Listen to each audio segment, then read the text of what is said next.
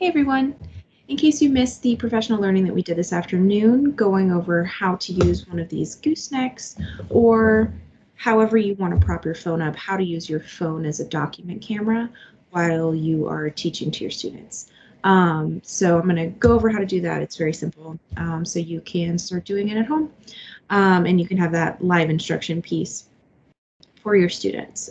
So the first step is that you can see that I'm on Teams right now, because the easiest way to show you how to do this is on Teams. So you're going to use your phone to connect using the same account that you have through the county, using your Teams app. So once you have your Teams app pulled up, you'll see that the meeting is right there and it'll say join. So if you're already in a meeting on your computer, all you have to do is press that join button. And because you're using the same account as the one that you're using for your classroom, it's not going to pop up as another person.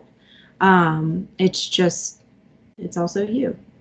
But a couple of things you want to make sure of. So because you're going to be using your phone as the document camera, you need to make sure that you put it on Do Not Disturb. So if you're using an iPhone, then you're just going to press that little moon button, because when you're sharing your phone screen, if you get notifications, they will pop up.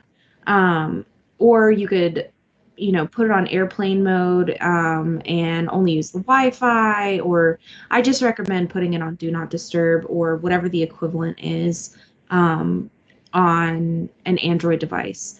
So that way, if you get anything that's popping across your phone screen, your students aren't seeing it. So once you have it on Do Not Disturb, I also recommend, it's really important that you both mute and turn your camera off, because if it's not muted, you're going to get in a feedback loop. And then if you have your camera on, then the kids are going to be seeing double of you.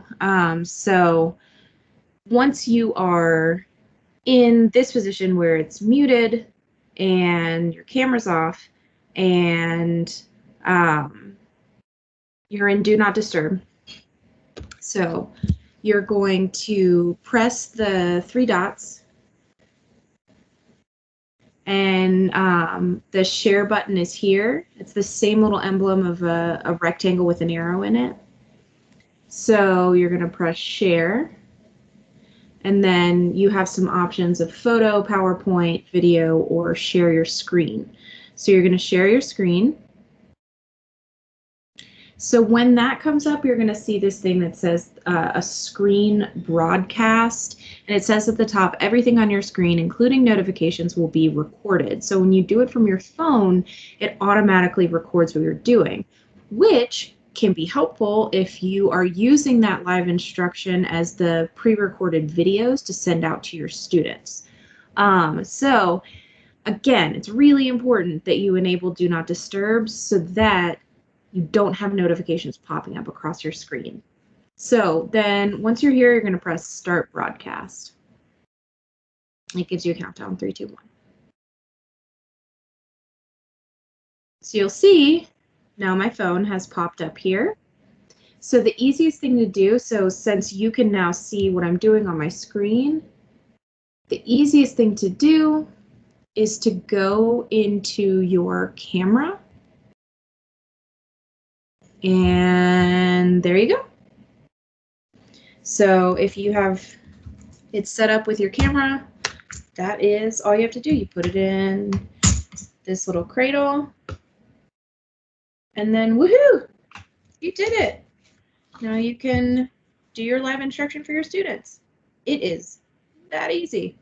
And when you're done, oh, another important thing. So make sure, so you can see in the bottom left of my phone, there is the most recent photo. So make sure whatever your most recent photo is appropriate. So that's it. When you're done, you can leave your phone in the cradle, but I recommend that you just exit out, go back to Teams, and then press Stop Presenting.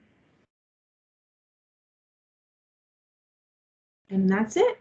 I hope that helps.